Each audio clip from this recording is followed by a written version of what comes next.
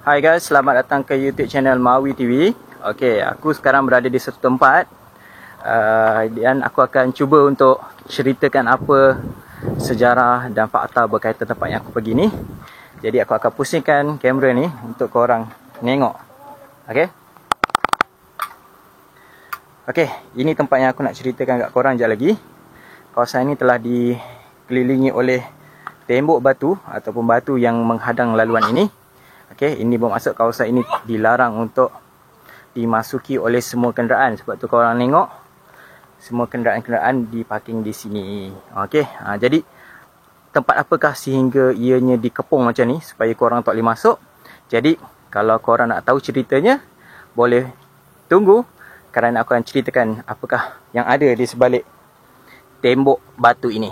Okey, jom YouTube channel Mawi TV. A few moments later. Okey, Pulau Bunting merupakan pulau yang terletak di daerah Yan, Kedah.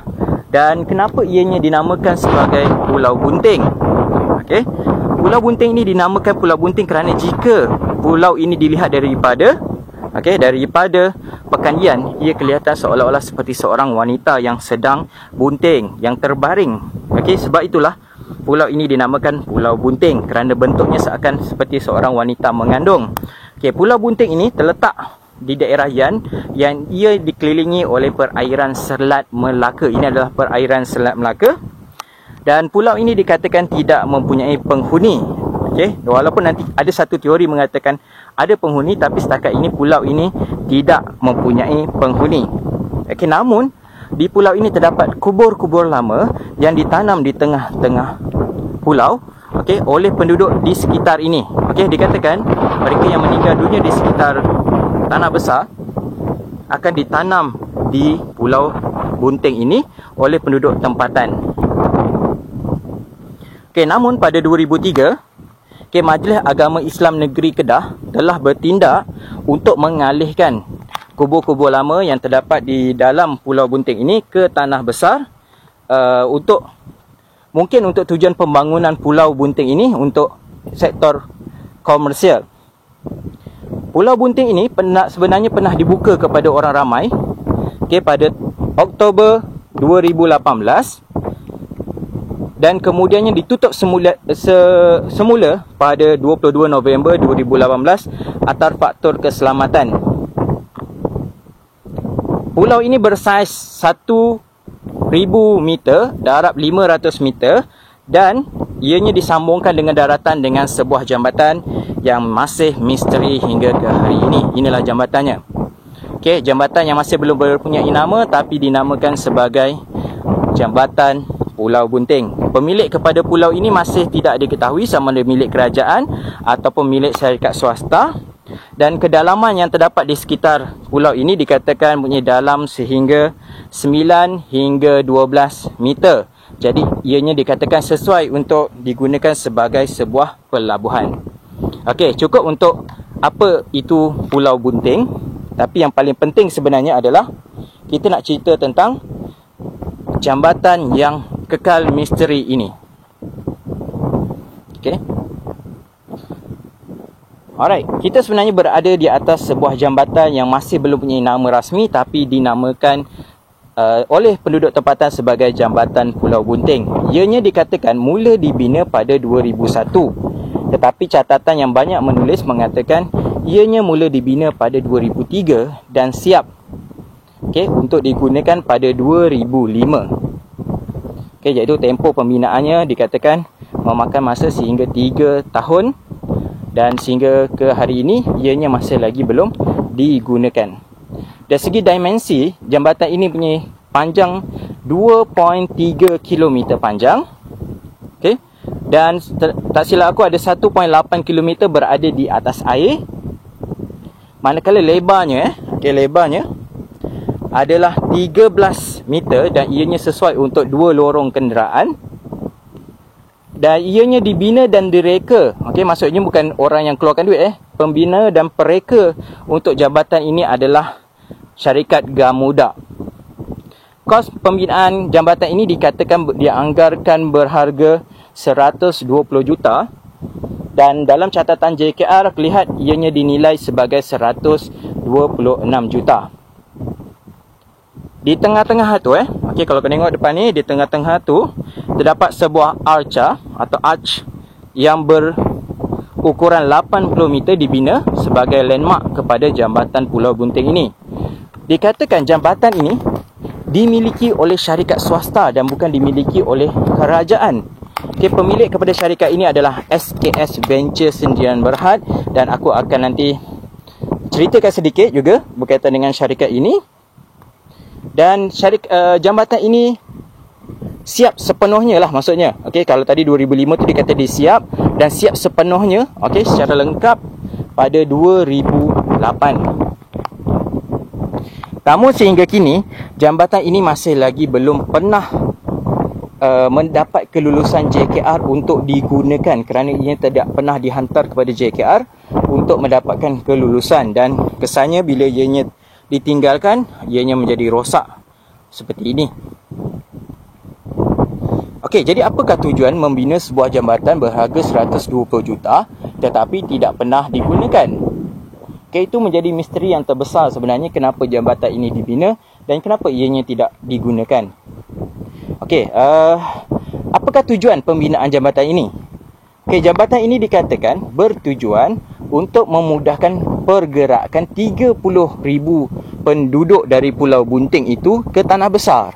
Okey, ini adalah satu pendapat yang aku baca di internet, dan ianya nampak kelakar lah, sebab Pulau Bunting ini sebenarnya pulau yang tidak berpenghuni. Jadi datang mana 30,000 orang ni?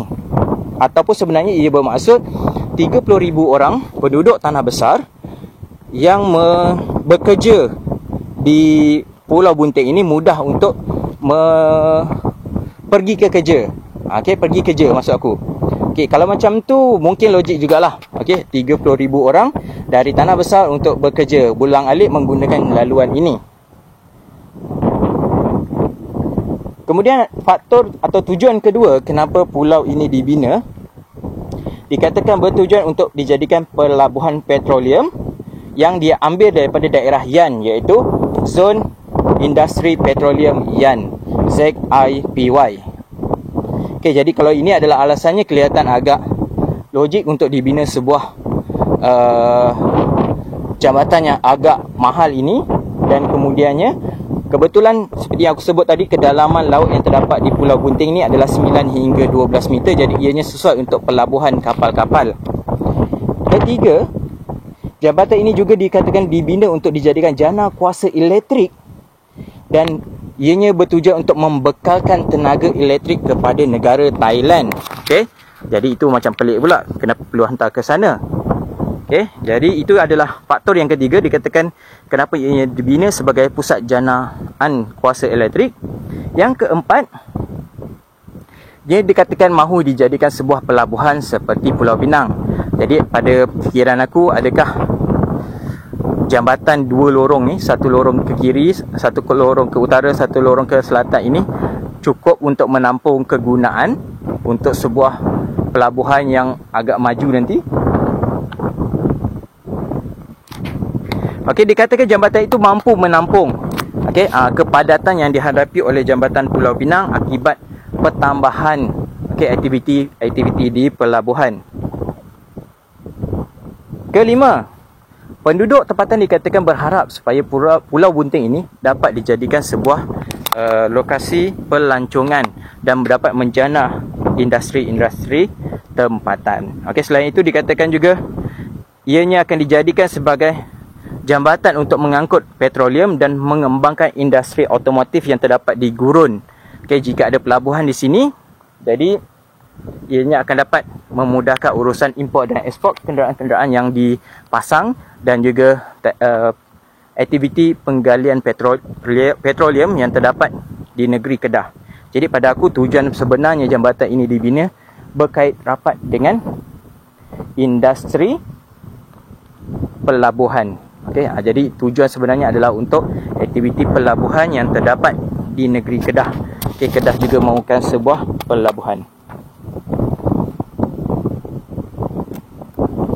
Okey, untuk jadikan ia sebuah projek pelabuhan, sistem infrastruktur mestilah baik. Selain ada jambatan yang berharga 120 juta ini, kerajaan juga telah meluluskan untuk projek penyambungan jalan di antara plus highway iaitu Lebuh Raya Utara Selatan sehingga ke Pulau Bunting ini. Jadi peruntukan telah disediakan oleh kerajaan pada 2018.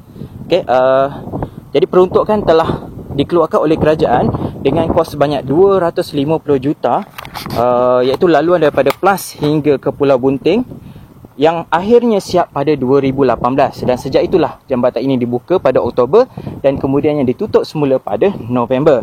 Kontraktor yang bertanggungjawab membina laluan sambungan ke Pulau Bunting ini adalah UCM Construction, dan projek itu dimulakan pada tahun 2014. Jadi keseluruhan untuk peruntukan yang telah dikeluarkan untuk membina jambatan ini dan sambungannya adalah berjumlah lebih kurang 370 juta telah dihabiskan untuk menghasilkan jambatan ini dan juga jalan sambungan ke highway. Kalau ikutkan dia ke highway Gurun lah. Jadi sehingga hari ini tak nampak lagi hasil yang boleh dicapai, dan kalau kita lihat hanya aktiviti-aktiviti memancing dan juga riadah saja yang dilihat di kawasan ini tanpa ada aktiviti-aktiviti ekonomi lain yang lebih menguntungkan. Siapakah pemilik jambatan ini? Tadi aku sebut bahawa pemilik jambatan ini adalah SKS Ventures Sdn Bhd. Namun menurut Exco Kedah, Datuk Fajul Urus, dia kata pemilik jambatan ini masih tidak diketahui dan dia mengesahkan bahawa jambatan ini bukanlah milik kerajaan. Jadi namun bila kita buat sedikit kajian dan pembacaan, aku dapati bahawa syarikat yang memiliki jambatan ini, yang membina jambatan ini dengan dana mereka sendiri adalah SKS Ventures Sdn Bhd. Jadi apakah itu SKS Ventures Sdn Bhd? Berdasarkan pencarian aku di internet, SKS Ventures Sdn Bhd adalah sebuah syarikat yang didaftarkan untuk tujuan tenaga elektrik, kerja-kerja umum dan juga kerja-kerja pembekalan, dan ianya telah ditubuhkan pada 23 hari bulan 12 tahun 1993 dan ianya didaftarkan di Kuala Lumpur. Lepas aku buat beberapa lagi kajian dan pembacaan dan penelitian, aku dapati bahawa SKS Ventures Sdn Bhd ni dimiliki sebenarnya oleh Sheikh Montar Al-Bukhari. SKS tu adalah singkatan kepada Syarikat Kenderaan Sentosa. Ianya adalah antara syarikat yang terawal dimiliki oleh Sheikh Montar Al-Bukhari, dan aku tak baca sama ada beliau masih lagi memiliki hak terhadap jambatan ini atau tidak.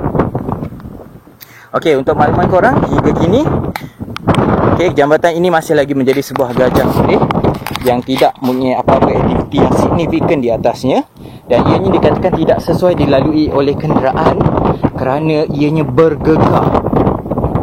Ianya bergegar dilalui oleh kenderaan, dan itu baik jika digunakan oleh kenderaan berat tujuan pelabuhan, itu lagi bermasalah aku rasa. Dan kemudiannya jambatan ini dikatakan tidak pernah diselenggara oleh mana-mana pihak, masih belum mendapat kelulusan daripada JKR. Kemudian ia telah menjadi port untuk memancing dan aktiviti-aktiviti beriadah lah, seperti berbasikal, berjogging, aktiviti keluarga petang.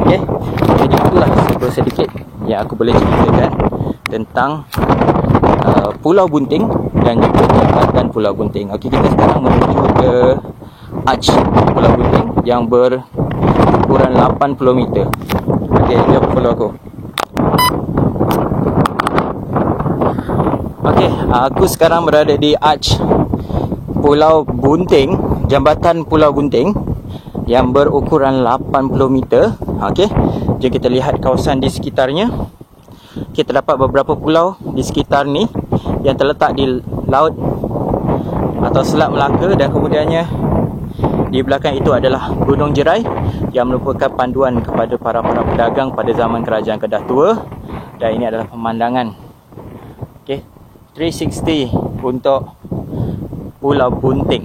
Ini adalah arch yang dibina berketinggian kenderaan maksimum yang boleh lalu adalah 5.4 meter. Jadi sebenarnya ukuran ketinggian ini sangat sesuai untuk kontena, lori-lori kontena untuk masuk. Okey, ni arch dia dan sangat cantik dan agak moden binaan dia ataupun desainnya. Jadi kalau kau lihat kat sini, sebab ianya tak diselenggara, ianya kelihatan kotor, penuh dengan sampah dan penuh dengan vandalisme lah, kerosakan-kerosakan. Okey, sebenarnya ianya adalah sebuah jambatan yang indah dan cantik sebenarnya. Okey, di depan tu adalah Pulau Bunting dan aku tak akan ke sana. Jadi cukuplah sampai ke sini pemandangan Pulau Bunting dan juga kisah di sebalik jambatan Pulau Bunting yang masih lagi kekal misteri ini. Okey, jadi apa pendapat korang tentang video aku pada kali ini? Adakah ianya menarik, bermanfaat dan juga berpenuh dengan fakta? Kalau korang rasa macam tu atau korang rasa macam benda ni baik untuk disebarkan, aku harap korang dapat share kat korang punya Facebook. Dan jangan lupa tekan subscribe dan juga jangan lupa tekan butang share. Maaf kalau penyampaian aku sedikit mengah sebab penat berjalan dan mungkin tak lancar kerana tak sempat study habis lah. Okay, jadi itu je yang boleh kongsikan korang. Jadi jangan lupa untuk like dan subscribe YouTube channel Mawi TV. Okay, jumpa lagi dalam video yang seterusnya. Assalamualaikum.